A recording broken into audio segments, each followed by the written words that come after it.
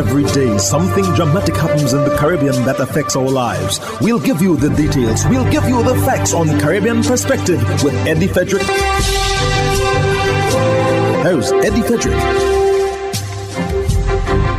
So glad you can join us. A popular restaurateur in St. Lucia has been murdered as police embark on a manhunt for the known suspect. This story takes the lead in our 963rd edition of Caribbean Perspective for Wednesday, 14th October 2020. Details after this important message. The hurricane season is now upon us, so we as Caribbean people need to remember to think safety and be prepared. Avoid venturing outside during a storm or hurricane, especially if there are strong winds. Rooftops and other debris are often blown about and can cause great damage.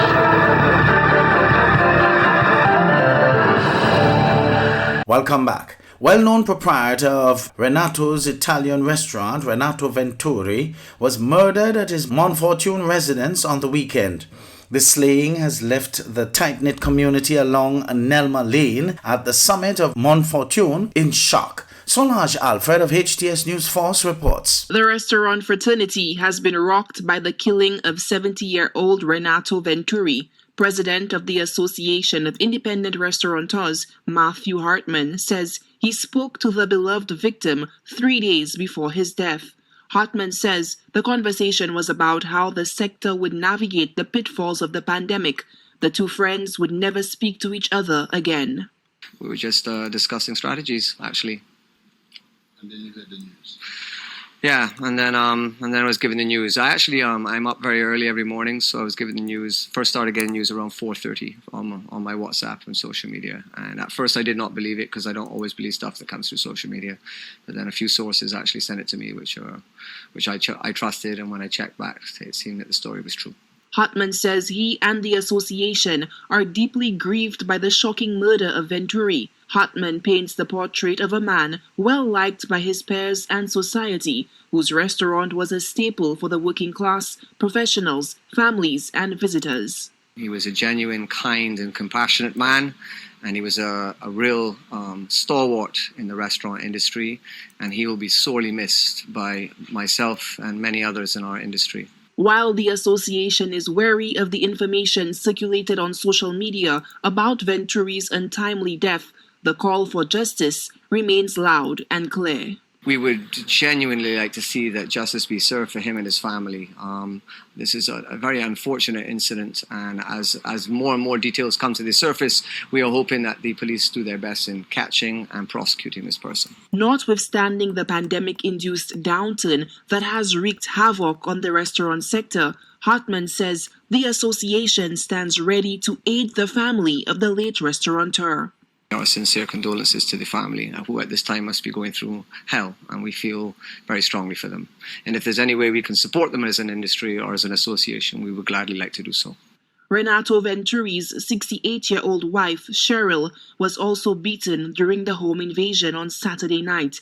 She is said to be fighting for her life in critical condition at the OKEU hospital.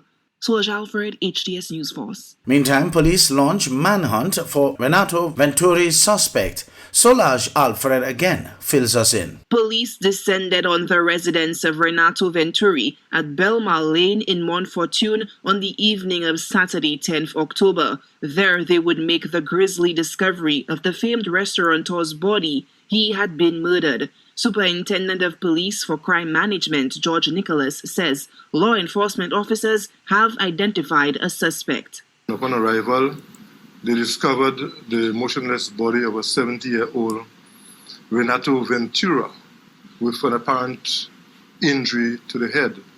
He was pronounced dead on the scene by a medical practitioner. His wife also sustained injuries from a known assailant. Some surmise that a robbery may have been a motive for the heinous slaying. But according to Nicholas, the police are not jumping to conclusions by labeling the attack that claimed Venturi's life and left his wife in critical condition a burglary gone awry. Based on the information we have, we cannot classify it as a burglary. what we can say is that the suspect is known to the victims. Speculation was rife that the suspect, who is still at large in the Venturi homicide, was no stranger to authorities, and this was not his first brush with the law. We have questioned the suspect in relation to a previous murder, yes. He was picked up for questioning for a homicide that occurred sometime in July last year. This matter is still an active investigation.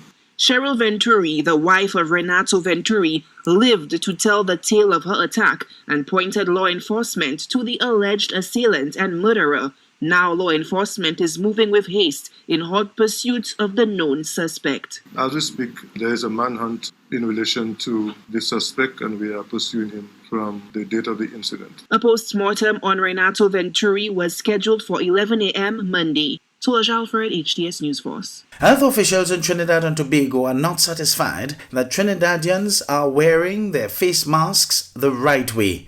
The chief medical officer emphasized the importance of wearing the mask to cover one's nose. TV6's Nicholas Luchmansing has more. Speaking on the appropriate wearing of face masks, the chief medical officer said there is heavy reliance on persons adhering to the public health protocols, as research indicates that the COVID-19 virus thrives on nasal negligence, where persons can be at risk of contracting the virus because of inappropriate use of a face mask, mainly wearing the mask below their nose and not over it. Persons were wearing their masks inappropriately, covering their mouths alone, were at a greater risk of contracting COVID-19 because the nose seemed to be a very important pathway where the virus could enter your body.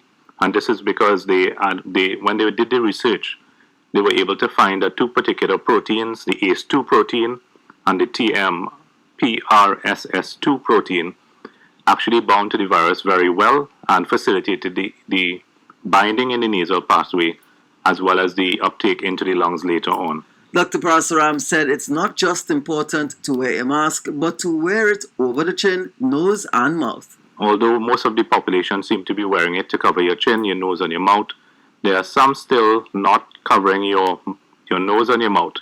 They're wearing it over your mouth alone. And we want to guard against those kinds of scenarios because it puts you at much greater risk of getting infected as if you wear it properly, meaning covering your nose, your mouth and your chin at all points in time. The CMO reminded persons that they should wear their mask in any office space once in the proximity of persons 6 feet or less. And what we want to mention as well, although in public spaces, in office spaces, what we are noticing is people working with each other, friends, families, colleagues, or people in close congregation, they take your guard down and they take off your mask in office spaces, for example.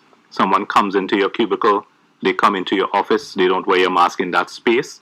We are asking persons, even in your office spaces, to wear your mask once you're within 6 feet of another individual. The chief medical officer also reminded persons that if they are ill, they should stay away from work, as healthcare personnel have seen multiple cases arising from persons going to work even when they show flu-like symptoms. We saw multiple times in this epidemic that persons who have gone to work ill have caused a number of primary and secondary contacts occurring.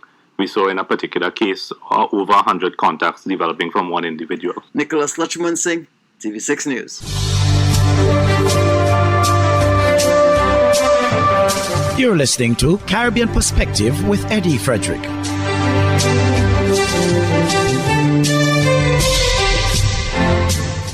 Trinidad and Tobago has registered a major reduction in the murder rate this year so far when compared with the same period last year. This is accomplished without a state of emergency, according to the Attorney General. TV6's Joel Brown reports. Under our management, we have managed to see a drop in the number of murders without calling a state of emergency. That means that the system is working, Madam Speaker. Attorney General Faris Al-Rawi, as he contributed to the 2021 budget debate in the House of Representatives on Monday. In 2019, there were 539 murders in Trinidad and Tobago. The AG made reference to comments made just under 2 weeks ago by Police Commissioner Gary Griffith. It's the first time in the history of this country, 100 less murders at any time in a year in comparison to the same period last year. The top cop said it was not because of the COVID pandemic. Mr. Alwari said several laws to deal with what he called hard crimes were passed during the first 5 years of the PNM administration led by Prime Minister Dr. Keith Rowley, which is now in its second term. That is why the Commissioner of Police, and I don't like to do this, but let me say it, was able to report to the country that year on year, we are nearly 100 murders less this year. And let me point this out. The only time that has been a statistical statement of similar measure was when the UNC called a state of emergency in Trinidad and Tobago. Under the UNC-led People's Partnership Administration, there was a state of emergency from August 21st to December 6th, 2011, and in that year, the murder rate fell to 354 from 485 in 2010. However, in 2012, the murder rate was 379. It returned to the 400-plus mark in 2013. Contributing to the budget debate right after the AG was one of the UNC's new MPs, Saddam Hussein. You come to talk about we having an SO in the last government, but you had a lockdown right in this year, and you still had murders spiraling, Madam Speaker. So we totally reject your argument. A subsequent lockdown of the economy remains in effect. MP Hussein zeroed in on some of the AG's other statements. And all of that work he has talked that has been done at the office of the DPP, of a new building in Port of Spain and some new accommodation in Tobago, you have the Chief Justice saying that there are only 12 indictments filed for the last year. We are on a verge of collapse, Madam Speaker. Last week, Chief Justice Ivor Archie said in an address that the criminal justice system is near collapse owing to factors beyond the judiciary's control. The AG focused on other aspects of that address, as he said the government amended the law to allow for electronic filing, payment, and appearances. If you look at the Chief Justice's speech at the opening of term just had, and if you look at the statistics of the judiciary, we have had over 15,000 virtual appearances. Madam Speaker, in a 3-month period in the COVID pandemic, with the opening of 12 courts for virtual hearings at the prisons, we managed to do over 3,500 cases from the prison. Jewel Brown, TV6 News. The Antigua and Barbuda government says it is prepared to collapse the regional airline Liat if it does not emerge as a new and lean entity as part of the reorganizational plans for the cash-strapped airline. Speaking on his private radio station over the last weekend, Prime Minister Gaston Brown told listeners that his administration is awaiting the new plan being devised by the administrator Cleveland Seaforth, who he said has already indicated that new contracts would be handed to employees of the recapitalized airline. Brown said that the new Liat would be operating with 4 aircraft rather than the 10 that it had before, and that the number of people working for Liat going forward will be significantly reduced. Prime Minister Brown told radio listeners that practically all of the countries in the region are collaborating and that the governments of Antigua and Barbuda, Barbados, St. Vincent and the Grenadines and Dominica had written to the administrator agreeing to write off their debts. Brown said that what the cabinet has decided is that while the administrator is negotiating, we will provide the funding so that the administrator could continue to do Liat's work. But we think it would be important for us to support the administrator putting Liat back into the air.